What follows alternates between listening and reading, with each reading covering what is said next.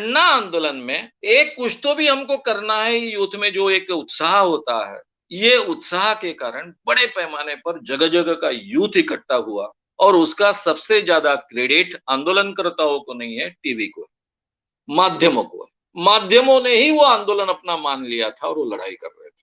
अभी के आंदोलन में एग्जैक्टली अपोजिट स्थिति। अभी सभी वही टीवी जिन्होंने अन्ना आंदोलन को बड़ा किया था, अन्ना आंदोलन का आंदोलन किया था, वही टीवी आज दुश्मन है किसान आंदोलन। वो केवल किसान आंदोलन को बदनाम करने का प्रयास कर रहा है। उनको देशद्रोही से लेकर क्या-क्या बताने का प्रयास कर रहा है। क्योंकि तब टीवी स्वतंत्र था, कांग्रेस का गवर्नमेंट था। अब टीवी मोदी का गोदी मीडिया बन चुका है, ये हम सब जानते हैं। आपका समर्थन देने के लिए चैनल को जरूर सब्सक्राइब करें। चैनल के नोटिफिकेशन पाने के लिए बेल आइकन भी दबाएं।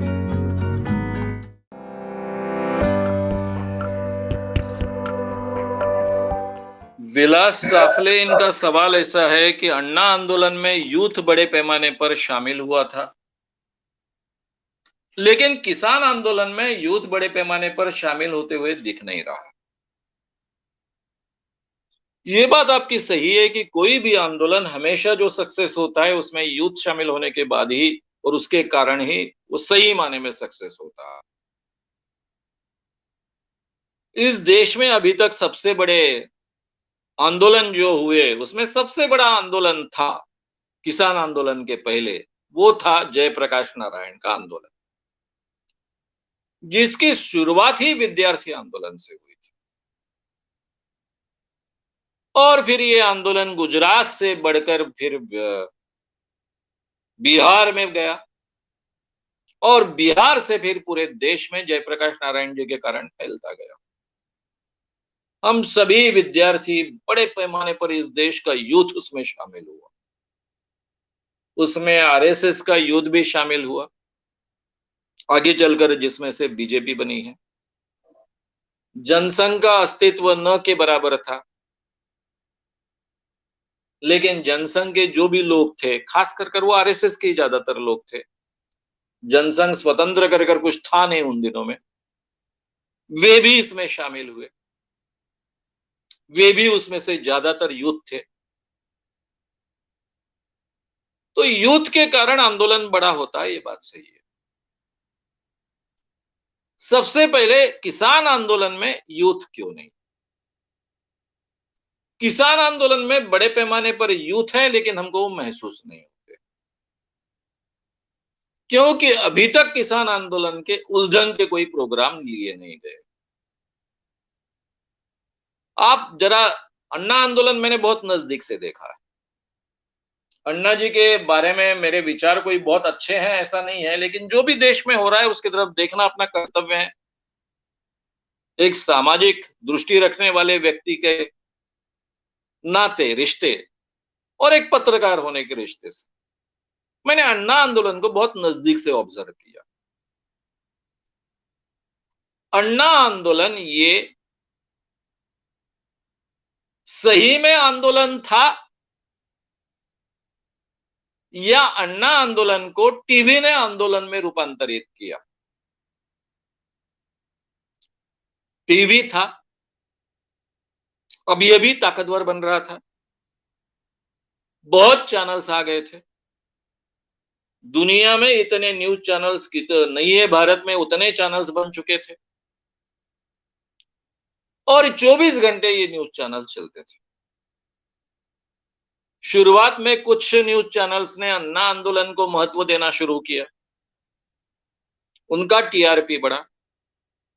इस टीआरपी के रेस में सभी चैनल्स ने, जो अब घर घर पहुंच चुके थे, एस्टेब्लिश हो चुके थे, घर घर में अन्ना आंदोलन को पहुंचा। और जो एक युवकों में हमेशा कुछ अच्छा कर गुजरने की एक इच्छा होती है,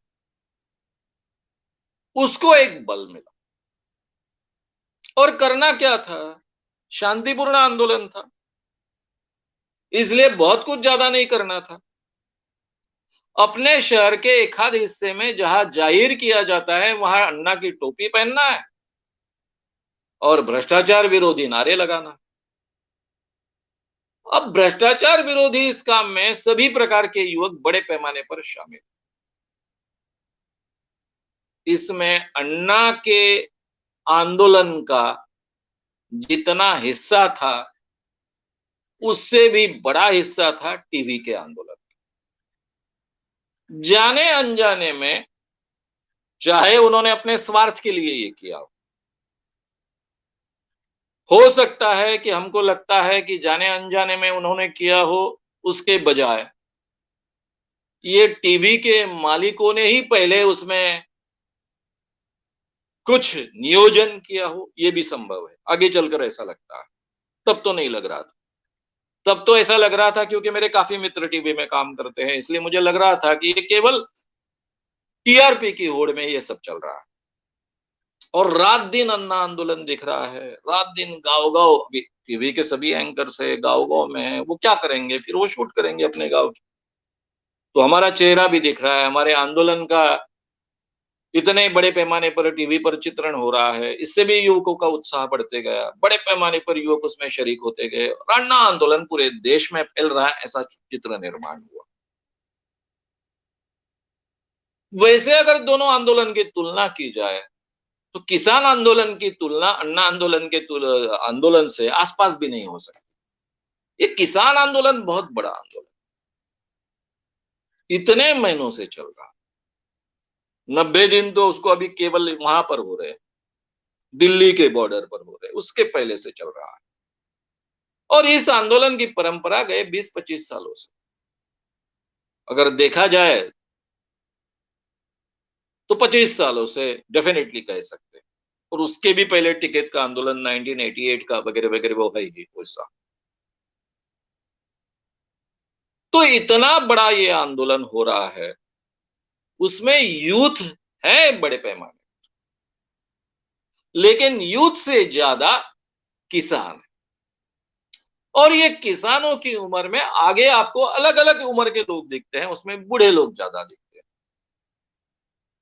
बूढ़े लोग ज्यादा दिखने का कारण भी ये है कि कई 25-30 सालों से ये आंदोलन चलते आए। टिकैत जी का आंदोलन अगर ध्यान में रखेंगे तो उसको 35-40 साल हो रहे। तो ये 35 सालों से, 25 सालों से, अगर महाराष्ट्र के आंदोलन देखें तो शरद जोशी का आंदोलन 88 से शुरू हुआ, यानी 23-24 साल हो गए। तब से या नहीं 30-25 साल हो रहे। तो ये 35-40 सालों से जो आंदोलन चल रहे हैं, ये सभी आंदोलन का ये परिणाम। उस जमाने में जो जवान थे, वो अब बूढ़े होने के स्टेज पर आए हैं। उनको अपना कर्तव्य लगता है, एक तो उनके पास समय भी ज्यादा होता है, उनको कर्तव्य लगता है कि इस आंदोलन में शरीक हमने होना चाहिए। इसलिए आपको इस आंदोलन में जवान भी बहुत मिलेंगे, लेकिन उनसे ज्यादा ज्यादा उम्र के लोग मिलेंगे, क्योंकि उसको ये निरंतरता है। जबकि भ्रष्टाचार आंदोलन को अन्ना के ये निरंतरता नहीं थी। अन्ना का भ्रष्टाचार आंदोलन ये जयप्रकाश नारायण के भ्रष्टाचार विरोधी आंदोलन का दूसरा हिस्सा नहीं माना गया था। जयप्रकाश नारायण के भ्रष्टाचार विरोधी आंदोलन के जो लोग थे, वो तो अभी बड़े बड़े नेता बन चुके थे। बीजेपी के कई लोग उसमें हैं। जो आज के बड़े बड़े नेता है, उसमें खुद हमारे मोदी जी कहते हैं कि उन्होंने गुजरात में बहुत काम किया था, उसके बारे में डाउट है। यानी जयप्रकाश नारायण आंदोलन के समय, गुजरात विद्यार्थी आंदोलन के समय मोदी जी ने बहुत काम किया था, ऐसे उनके चरित्र में लिखा है। लेकिन उसके बारे में काफी लोग डाउट भी व्यक्त करते हैं। मैंने भी कभी उनका नाम नहीं सुना था, जबकि गुजरात के कई आंदोलनकर्ताओं को मैं जानता भी हूं, और क्योंकि डायरेक्टली हम सब लोग एक दूसरे से संबंधित थे उन दिनों में, तो नेचुरली एक दूसरे को जानते भी थे। उनमें तो कभी मोदी का नाम मैंने नहीं सुना था, लेकिन कहते हैं वो कि वो थे। तो ये सब बड़े बड़े नेता बन चुके हैं। तो वो निरंतरता थी नहीं। अन्ना आंदोलन में एक कुछ तो भी हमको करना है, यूथ में जो एक उत्साह होता है, ये उत्साह के कारण बड़े पैमाने पर जगह जगह का यूथ इकट्ठा हुआ। और उसका सबसे ज्यादा क्रेडिट आंदोलनकर्ताओं को नहीं है, टीवी को। माध्यमों को, माध्यमों ने ही वो आंदोलन अपना मान लिया था और वो लड़ाई कर रहे थे। अभी के आंदोलन में एग्जैक्टली अपोजिट स्थिति। अभी सभी वही टीवी जिन्होंने अन्ना आंदोलन को बड़ा किया था, अन्ना आंदोलन का आंदोलन किया था, वही टीवी आज दुश्मन है किसान आंदोलन। वो केवल किसान आंदोलन को बदनाम करने का प्रयास कर रहा है। उनको देशद्रोही से लेकर क्या क्या बताने का प्रयास कर रहा है, क्योंकि तब टीवी स्वतंत्र था, कांग्रेस का गवर्नमेंट था। अब टीवी मोदी का गोदी मीडिया बन चुका है, ये हम सब जानते हैं। किसान आंदोलन की जानकारी तुम्हारे मेरे तक कहां से पहुंचती है? एक दो है, एनडीटीवी, न्यूज 24, ऐसे एक दो चैनल छोड़ दिए तो आज जो नया मीडिया है, यूट्यूब है, सोशल मीडिया है, उस कारण हमको किसान आंदोलन की जानकारी मिलती। और ये किसान आंदोलन ऐसे समय में है जब पूरे देश में कोरोना का प्रकोप शुरू। ये किसान आंदोलन बहुत लंबे चलने वाला है। उन्होंने सही माने में जिंदगी में पहली बार सबसे महत्व के मूल मुद्दे को पकड़ लिया है। एमएसपी कानूनन बनाओ, और ऐसा कानून एमएसपी का बनाओ कि जब कोई भी उससे एमएसपी जो सरकार तय करेगी उससे अगर कम में खरीद करेगा तो वो गुनाह होगा। ये सबसे बड़ा क्रांतिकारी, और इसी के कारण केवल किसानों की परिस्थिति बदल सकती है।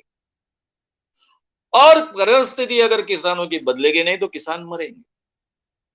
उनके मन में जो डर है कि इस कानून के कारण उनके खेत चले जाएंगे और ये सब खेत बड़े बड़े कॉर्पोरेट्स के हो जाएंगे, ये डर आज नहीं कल अमल में आने ही वाला।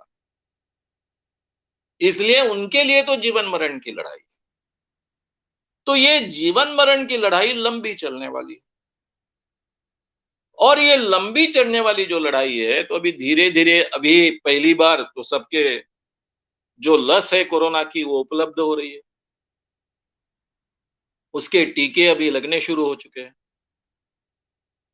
ये टीके 1 मार्च से, कल से कुछ 60 की उम्र के ऊपर के लोगों के लिए लगने शुरू हो जाएंगे, और फिर बड़े पैमाने पर बाकी लोग भी इसमें सम्मिलित होंगे। 2-4 माह में ये स्थिति शायद भारत में पैदा हो कि बड़े पैमाने पर ट्रेन चलने लगे, और ट्रेन चलने लगने के बाद में आप देखेंगे कि किसान आंदोलन को अफलातुन प्रतिसाद मिलेगा। अभी भी जो प्रतिसाद मिल रहा है वो सबकी आंखें फाड़ने वाला प्रतिसाद। दिल्ली की बॉर्डर तक ये प्रतिसाद अभी मर्यादित नहीं रहा। सबसे बड़ा फायदा ये हुआ कि किसान आंदोलन अब गांव-गांव फैल रहा है।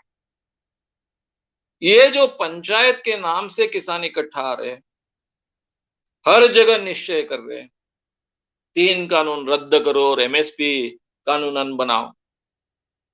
ये बात जो पहले हमको महसूस होती थी कि केवल पंजाब तक और हरियाणा तक सीमित है, वो बात अभी सबसे ताकतवर मुख्यमंत्री योगी, जो कुछ भी करते हैं, कुछ भी कर सकते हैं, मोदी से भी महान देशभक्त है, और सबको देशद्रोही ठहराने का उन्होंने बड़ा ठेका लेकर रखा है। उनके ही प्रांत में बड़े पैमाने पर फैल रहा है, राजस्थान में फैल रहा है। अब राजस्थान गवर्नमेंट तो इस आंदोलन के खिलाफ नहीं है, इसलिए वहां ऐसा कोई संघर्ष नहीं है, लेकिन उत्तर प्रदेश में बहुत बड़ा संघर्ष होने के बावजूद ये आंदोलन वहां बहुत बड़े पैमाने पर फैल रहा है। जैसे ही ट्रेन शुरू हो जाएगी तो किसान आंदोलन के हर कार्यक्रम को बहुत अलग प्रतिसाद मिलेगा, अलग रिस्पांस मिलेगा, और उसमें बड़े पैमाने पर ये यूथ सहभागी। आपको क्या लगता है कि एक तरफ किसान आंदोलन इतने बड़े पैमाने पर बढ़ रहा है और दूसरी तरफ बीच बीच में बेरोजगार अपना मुंह ऊपर उठा रहे हैं? बड़े पैमाने पर ट्रेंड कर रहे हैं, ट्विटर में ट्रेंड कर रहे हैं। मोदी जी के जन्मदिन पर उन्होंने एक अलग ही अपना रवैया बताया। अभी कुछ दिन पहले भी उनका ट्विटर ट्रेंड बहुत अलग से सामने आया। तो ये अपनी-अपनी जगह पर है, तो इन सबको समझता है कि ये लड़ाई जो है, ये बेरोजगार की लड़ाई केवल हमारी लड़ाई तक सीमित नहीं रहने वाली है। हमको किसान आंदोलन से जुड़ना ही होगा। ये समझ तो उनमें भी विकसित होने वाली है। अभी हो रही है, लेकिन वो आगे चलकर बड़े पैमाने पर विकसित होगी। बेरोजगारों की स्वतंत्र लड़ाई क्या लड़ेंगे? उनको भी किसानों के साथ में जुड़ना पड़ेगा और डायरेक्टली उनके साथ में संबंधित लड़ाई है। क्योंकि जिस ढंग की अर्थव्यवस्था हम अमल में ला रहे हैं, उस ढंग की अर्थव्यवस्था में आज देश के जो 25 करोड़ जवान मांग रहे हैं नौकरियां, उनको मिलने की गुंजाइश ही नहीं। पूरी की पूरी अमेरिका भी अगर आकर बैठी भारत में, तो भी इतने लोगों को नौकरियां नहीं दे सकती। ये जो अर्थव्यवस्था है, औद्योगिक अर्थव्यवस्था जिस ढंग की हम आप करना चाहते हैं, उसमें इतनी बड़ी नौकरियां निर्माण ही नहीं हो सकती। और आज के आधुनिक टेक्नोलॉजी के जमाने में तो संभव नहीं, जहां इंसानों की कम आवश्यकता होती है। जहां फायदे के लिए टेक्नोलॉजी काम करती है या फिर टेक्नोलॉजी का उपयोग केवल फायदे के लिए लिया जाता है, वहां इंसानों को क्यों पगार दें? यंत्रों का ज्यादा उपयोग करेंगे, क्योंकि फायदे के लिए चलता है। या अंबानी अडानी कोई भारत के गरीबों की गरीबी दूर करने के लिए थोड़ी बैठे, वो फायदा कमाने के लिए बैठे और मोदी जी उनका फायदा बढ़ाने के लिए बैठे। उसी अर्थव्यवस्था का वो प्रतिनिधित्व करते हैं। इसलिए इस देश की जो बेरोजगारी की समस्या है, जैसे ही हमारी वातावरण खुलेगा, कोरोना के कारण जो काफी कुंद हुआ है वातावरण है, जैसा ही खुलेगा, ये सब चीजें बाहर आनी शुरू हो जाएगी। भाई आप 1 साल बेकारी सहन कर सकते हो, बेरोजगारी सहन कर सकते हो, 2 साल सहन कर सकते हो, 2 साल तो हो ही रहे हैं। और कितने साल आप सहन करोगे? काफी लोगों की, लाखों लोगों की नौकरियां जा चुकी। जिनकी नौकरियां गई नहीं, अब मिली, पहले गई थी, थोड़ी सी मिली, वो भी कम पगारों में मिली है। पहले जहां 30,000 रुपए पगार मिलता था, वहां अभी 20,000 में भी नौकरी मिलना, वही नौकरी 20,000 में भी मिलना मुश्किल है। ये स्थिति आ गई। अर्थव्यवस्था कुंद बन चुकी है। अर्थव्यवस्था को चालना देने की क्षमता हमारे देश के गवर्नमेंट में नहीं है। ना उतनी अकल है, ना उस दिशा में सोच रहे हैं। बार बार कई लोगों ने कहा, पप्पू जिसको कहते हैं, जिसको अकल नहीं ऐसा कहते हैं, ऐसे राहुल गांधी ने भी कहा कि लोगों के जेबों में पैसे डालें, किसानों के जेब में पैसे डालें। उनके जेब में पैसा जाएगा तो वो पैसा खर्च करेंगे, उससे अर्थव्यवस्था को चालना मिलेगी, उसमें से रोजगार बढ़ेगा। अरे भाई, अर्थव्यवस्था का यह सामान्य नियम है। जिसने एमए इकोनॉमिक्स किया है, मामूली अर्थशास्त्र सीखा है, उसको भी समझता है। लेकिन बड़े बड़े लोगों को समझ में आए, इसकी आवश्यकता नहीं है। तो अर्थव्यवस्था को चालना मिलने की कोई गुंजाइश नहीं। जो भी हमारे प्रयास चल रहे हैं, वो अभी जो बड़े बड़े कारखानदार, बड़े बड़े फैक्ट्रीज वाले, कंपनीज वाले जो अड़चन में आए हैं, उनकी अड़चन दूर करने का प्रयास सरकार कर रही है।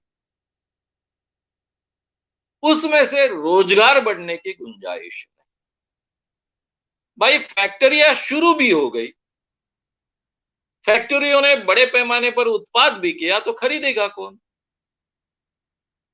पैसा अगर लोगों के पास में नहीं होगा तो खरीदेगा कौन? नहीं खरीदेगा तो फैक्ट्रियां चलेगी कैसे? ये साधा गणित जिन लोगों के समझ में नहीं आता है, उनके हाथ में आज के देश की अर्थव्यवस्था है। दिमाग नाम की चीज है नहीं है, इसके बारे में ही डाउट आता है।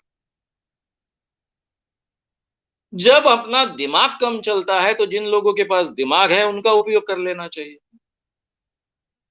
लेकिन हमारा नेतृत्व ऐसा है कि वो ऐसा मानता है कि बाकी लोगों के पास दिमाग है ही नहीं, हम दोनों के ही पास केवल दिमाग है। ये सबसे बड़ी यहाँ की अपनी स्थिति है, हमारी अड़चन है देश की। ये कोई दो व्यक्तियों तक सीमित वाली बात नहीं, उसके परिणाम देश पर हो रहे हैं। और इसलिए ये बेरोजगारी की समस्या हल होने की कोई तीव्रता, यानी कोई भी समय में, नजदीक के समय में कोई भी गुंजाइश नहीं है।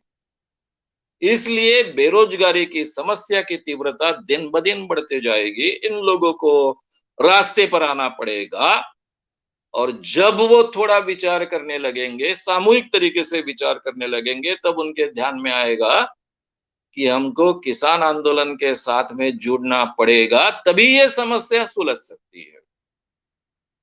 क्योंकि किसान आंदोलन के माध्यम से उनकी शर्तें पूरी हुई। मैं पहले ही कई बार कह चुका हूं कि 3 कानून रद्द होते नहीं होते, वो ज्यादा बहुत महत्व का मुद्दा नहीं है। महत्व का मुद्दा है एमएसपी। एमएसपी अगर कानूनन बनता है तो उसके कारण जो अर्थव्यवस्था को चालना मिलेगी, ग्रामीण अर्थव्यवस्था को बड़ी चालना मिलेगी।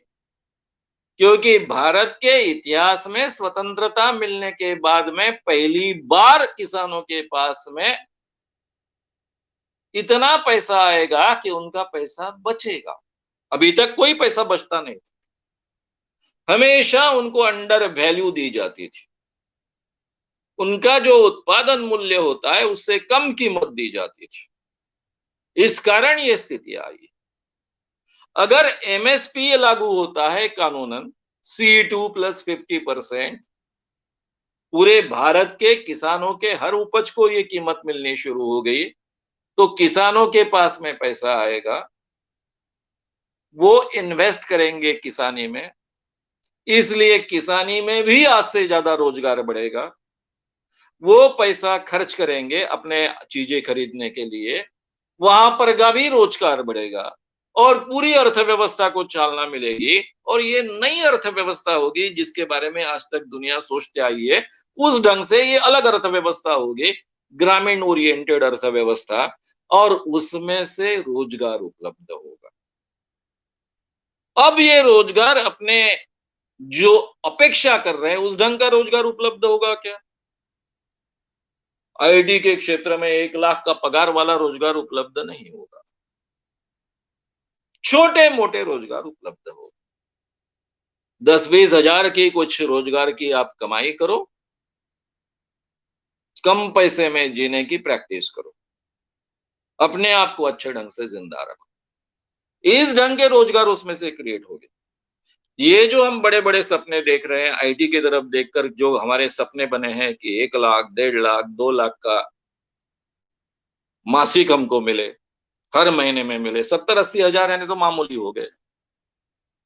वो उस ढंग का रोजगार इसमें से नहीं निर्माण, सामान्य रोजगार निर्माण होगा जिसमें से हर इंसान जी पाएगा, लेकिन वो बड़े पैमाने पर निर्माण होने की गुंजाइश है। ये बातें बेरोजगारों को समझना पड़ेगा, बेरोजगारों को संगठित होना पड़ेगा, संगठित होते होते उनकी ये समझ बढ़नी पड़ेगी, उन्हें किसानों के आंदोलन के साथ में शरीक होना पड़ेगा। ये सब प्रक्रिया चलने वाली है। और इसीलिए मैं ये 2 आदमी जो है, जो कहते हैं 4 आदमी का सरकार, 2 आदमी और 2 आदमी के लिए, अडानी, अंबानी और मोदी, शाह, तो इनको मैं बहुत धन्यवाद देता हूं, मोदी शाह जी को। अक्खड़ है, अपने ही मदमस्त मस्ती में है, इसलिए किसान आंदोलन की तरफ बिल्कुल ध्यान नहीं दे रहे। बहुत अच्छी बात है, मैं इसको वेलकमिंग करता हूं।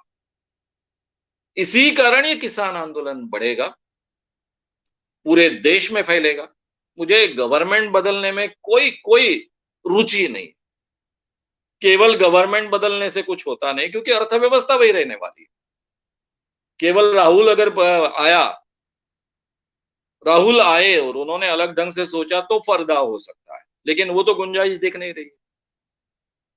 कल अगर इस कारण मोदी बदले और वो उसकी जगह दूसरे पर प्रधानमंत्री आए, तो वो भी यही अर्थव्यवस्था चलाने का प्रयास करने वाले हैं, वही उसी दबाव में चलने वाले हैं,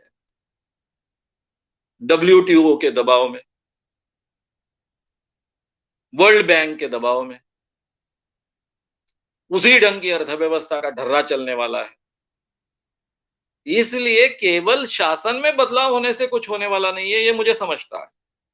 इसीलिए मैं मोदी शाह को बहुत धन्यवाद देता हूं कि उन्होंने इस ढंग का अक्खड़पन कायम रखे, किसान आंदोलन बने बड़े पैमाने पर फैलते जाए, पूरे देश में फैले, और ये बेरोजगारों का आंदोलन भी उसमें से खड़ा हो, और दोनों साथ में मिलकर एक नई अर्थव्यवस्था निर्माण करने की दिशा में चले, तो उसमें से बहुत कुछ हो सकता है। आपका समर्थन देने के लिए चैनल को जरूर सब्सक्राइब करें। चैनल के नोटिफिकेशन पाने के लिए बेल आइकन भी दबाएं।